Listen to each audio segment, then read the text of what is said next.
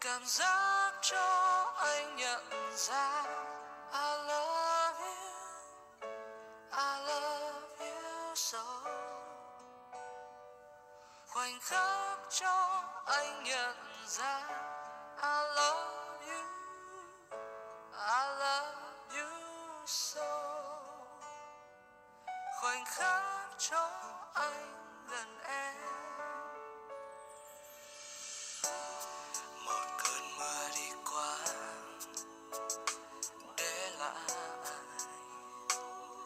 những ký ức anh và em, tìm em trong cơn chiều cuối con đường mình nhìn ngắm hoàng hôn, ẩn sâu trong tiếng tí tách rơi chờ mãi trời mây, một cảm giác quá lạ thường, cảm giác cho anh nhận ra chiều đứng giữa ngã tư nhìn dòng xe tấp nập dừng lại bên quán nước khu chợ vắng vừa người nào nhắm mắt chút thôi chẳng buông lời hình như chiều tôi lên xe loay hoay giữa thành phố không nhạc trịnh ngân lên nghe ra cô đơn tự mình trong bao nghĩ suy ngồi bên ai sao thấy riêng tôi quạnh hiu nhận ra I love you, I love you so. Khoảnh khắc cho anh nhận ra I love you, I love you so. Ẩn sâu trong tiếng tí tách rơi chờ mãi trời mây, một cảm giác quá lạ thường, cảm giác bé đến thế thôi mà tìm hoài không thấy chút ấm áp, chút yêu thương riêng mình.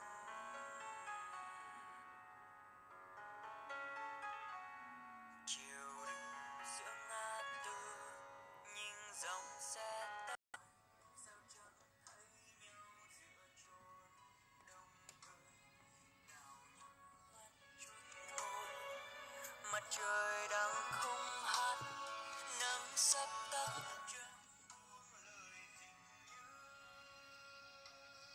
chiều tôi lên A lot when we were growing up, but there's a really close bond between us now. He's already had a few cars, so I'm sure he'll be a great help. Speaker D. I play the violin and the piano, and my granddad is a great cello player. A lot of thankfully, I also inherited his mathematical brain. And what do you think it takes to be a good parent? Well, I don't think just anyone can be a good parent. Not everyone has the right instincts. I think I have a very strong maternal instinct because I love taking care of small children. P-A-R-K, Maidstone. Good. Now, last of all, we need a telephone number we can call if there are any problems. Oh, well, I'll be at work and so will my husband, so the best number to call is 3467 8890. Right. And is that a close relative? Yes, it's my mother-in-law's number. Important milestones are reached. By the end of the first year, a baby will have already acquired some social skills. He will enjoy imitating people and will also test parental responses to his behavior. For example, what do my parents do if I refuse food? In terms of movement, an infant will be able to reach a sitting position unassisted and pull himself up to stand. And the child's world expands to include friends, teachers, sports trainers, and so on. Children develop at various rates, and while some children in middle childhood seem very mature in terms of their emotional and social skills, others seem very immature. As far as physical milestones are concerned, during this stage, growth is steady but less rapid than during... Strategies to help me, like visualizing something associated with a particular word. I even forget important things sometimes, so I have to write myself little notes as a reminder. Recording 3A. Part 1. The heart is considered to be a muscle, walking briskly, jogging, running, swimming, and cycling. People are often unsure just how much exercise they need. Again, recent studies can help. These have shown that it's best to begin slowly and gradually work up to 30 minutes of exercise 4 to 6 times a week. However, your doctor may make a different recommendation based on... The pain was so bad, she was writhing in agony. 6. He can't breathe. You need to get him to hospital. Recording 4A. Do you think people work too much nowadays? Not really. I think people have always worked hard for a living. I mean, it's never been easy for anyone, has it? You have to work hard if you want to achieve anything in your life. Recording 4B. You will hear a woman talking on the radio about things for children to do during the school holidays. The school holidays are fast approaching, and I'm sure all of you parents out there are worried about how to occupy your children. Well, I have a few tips that may help keep your children entertained without spending large amounts of money.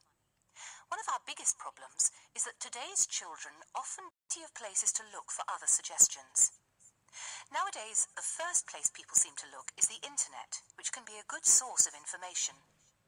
However, it does have its limits, because ideas suitable for children living in the city may not translate well for children in rural areas. So don't overlook your library. These are often filled with great ideas targeted at children in your specific area. There are a few... At some stage during the next few years, you will need to consider your thesis. One of the greatest difficulties faced by postgraduate students is choosing a topic to base their dissertation on. Writing a thesis can be very daunting, but the task is much more straightforward if the topic you select is appropriate for you. So, what can you do to consider? Concentrate. Controversy. Controversy. Conduct. With a native speaker. Fluency is what helps you to function properly. It's what helps you get a job, hold a conversation, or just buy the things you need. Recording 6B. What do you think you need to do to be a good language learner? Well, you need to be able to put down your text. The water is crystal clear. The sea can be very calm at times, but the surf can also be spectacular. Visitors who enjoy water sports are really well catered for, as you can go snorkeling, scuba diving, and deep-sea fishing. Soon, we're going to get our own airport, but for now, people can only get here by ferry. Course.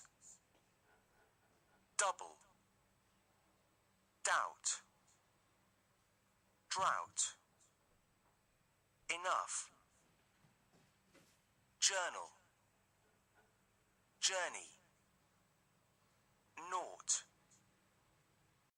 Rough. Make sure they're all 10 minutes fast, and I always carry a spare watch in case one of them stops. That way, I always arrive at meetings in plenty of time, and I can take my time getting my paperwork ready. Recording 8B. Welcome once again to Introduction to Dentistry, and in today's lecture we'll be looking at the history of dentistry through the ages. Now, teeth.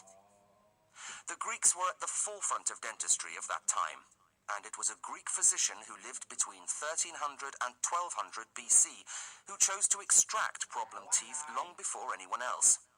Arabs were also pioneers in the area of oral hygiene and used a small polishing stick as a toothbrush as early as 100 BC. So, what of Europe? Well, throughout the Middle Ages, dentistry was made available to the wealthy, vulnerable. Recording 10A. Many people believe that one day we will form a colony on another planet. Today, we're going to look at some other planets and consider why it will never be feasible for humans to live on them. Let's start with Venus. Now, Recording 10B. Astronaut. Atmosphere. Commercial. Explorer. Exploration. Galaxy. Horizon. Horizontal. Outer. To all the expense of building one, you really need to make sure it's going to work when it gets there, and they don't tend to take risks with new and untested technology. What if it lets you down? So instead, a lot of the space technology nowadays is actually based on the technology they used in the 1970s, because we know that it works and it's reliable. So, do you think it will ever be totally from cosmic radiation, even inside a spaceship? I can't agree with you there. Astronauts have been traveling in space for a long time now, so that shouldn't be too much of a problem for us. I just don't think we have enough experience of living in space long term. But you have to accept that it is within the realms of possibility that one day there will be a Martian brick building, and it's typical of the area where I live. I love the downstairs rooms as they're very spacious. I spend a lot of time in the living room because it's so light and airy. But my favourite feature is definitely the staircase. It curves around at the bottom and just seems to invite you to... Vấn đề gì nữa? Không có giải quyết gì hết. Dẹp ở đi. Từ đây. Ôi trời ơi, tôi uống nữa mà mệt lắm quá. Từ đây. Ôi. Trời ơi, uống nữa. Tôi làm gì vậy? Cho tôi uống chứ. Hai hồn rồi nói chuyện bao đồng kết trở cho người ta. Còn cô Thảo trong nhà này với cái xác không hồn vậy đó, không lúc nào nó nói chuyện á, còn nó canh hả? Cha con ông giết tôi cho rồi. Trời ơi là trời, khổ ơi là khổ. Bà làm gì dữ vậy?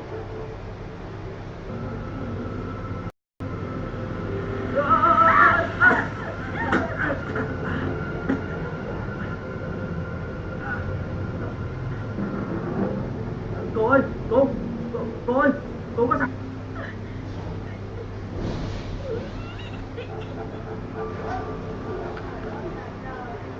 Lại chờ lấy Phật.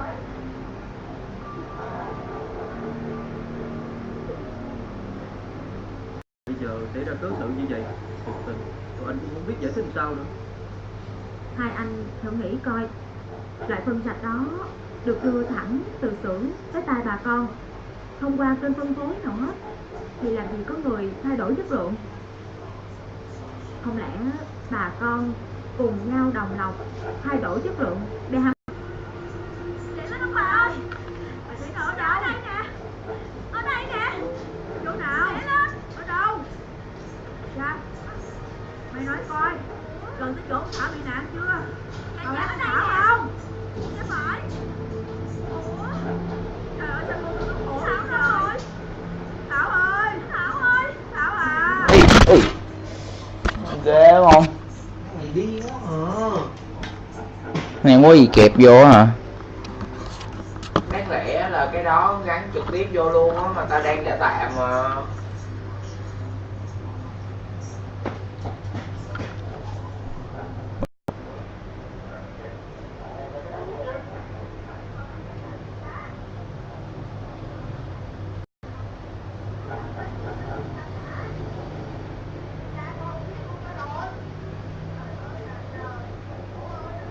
Bao nhiêu người coi sẽ được. Không phải gì đâu. Ý của tôi là đúng không? Tôi muốn em biết quý trọng tính mạng của mình. Rồi Nè bây giờ server tại vì bây giờ anh đang bấm trực tiếp nha. Nó đã như vậy rồi. Nhưng mà nếu mà anh bấm trễ hơn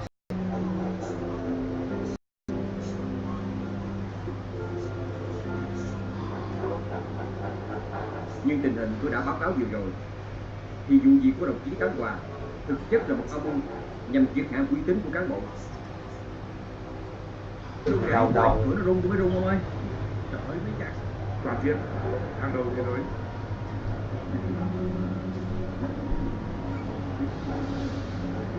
Đến lúc này có thể nói ông Tavares đã chính xác khi để Scotland đá Rooney, thay vào đó là Lodero trẻ hơn 10 tuổi và rất cơ động trong vai trò của một cầu nối phía sau Luis. thu âm xa hơn đã đây thu cũng bằng đây cái khác Elizabeth chia tay Tour de France 2014.